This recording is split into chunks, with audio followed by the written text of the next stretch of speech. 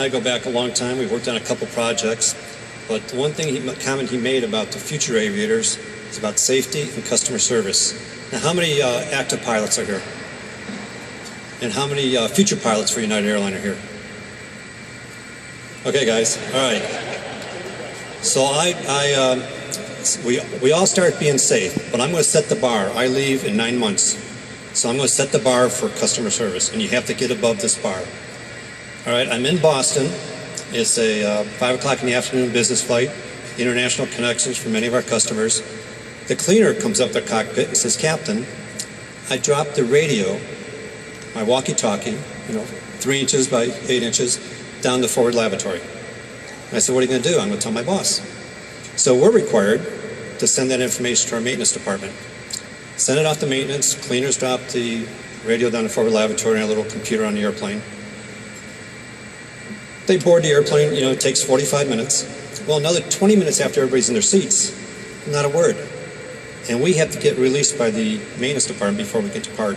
Whether it's deferred, they're going to leave it in the lavatory, or they're going to remove it.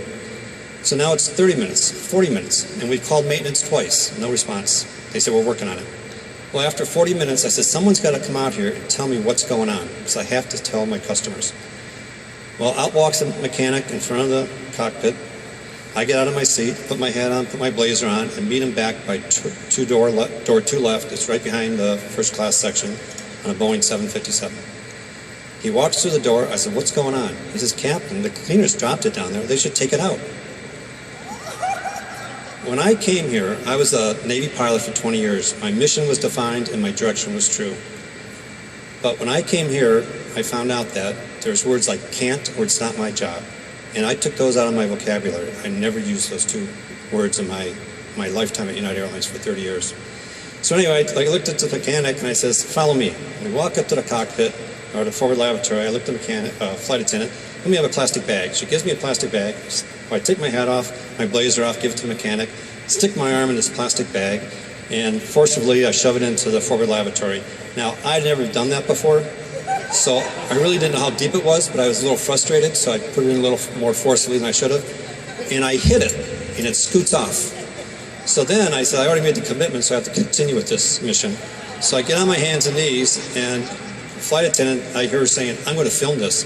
So there's no way I'm going to turn my head back and ask the mechanic, what are the dimensions of this holding tank? So I'm squeezing everything softly, moving my hand around, and I finally get the radio. I pull it out. Now, anything that goes in the forward lavatory, you're supposed to report, so this is our secret. So I pulled it, when I was pulling my hand back, it got stuck with that little flapper you always see in the forward lavatory. So my arm got stuck, so I took the pen out of my pocket, I moved the flapper, pulled my radio out, and I threw the pen in there. And I didn't write that one up. And I just re-inverted the bag, and I went ahead and gave it to the mechanic, said, "Let's go. Your future at United Airlines, that's the bar, so get above that."